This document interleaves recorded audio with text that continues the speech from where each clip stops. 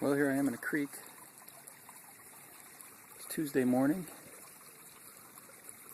A couple hundred yards back, I looked down and I just saw a little white line in the riffles under a rock, and I didn't think much of it. I just reached down and grabbed it, looked down at my hand, and I had this guy.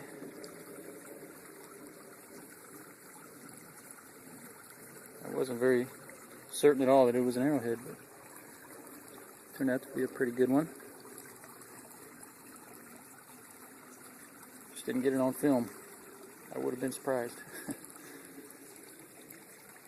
But I see another one laying over here. It's broken, but man, it was a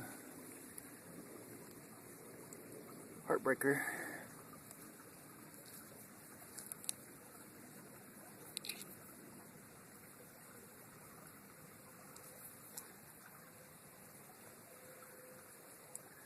Got about 4 inches of rain on Sunday night, so these creeks are just right.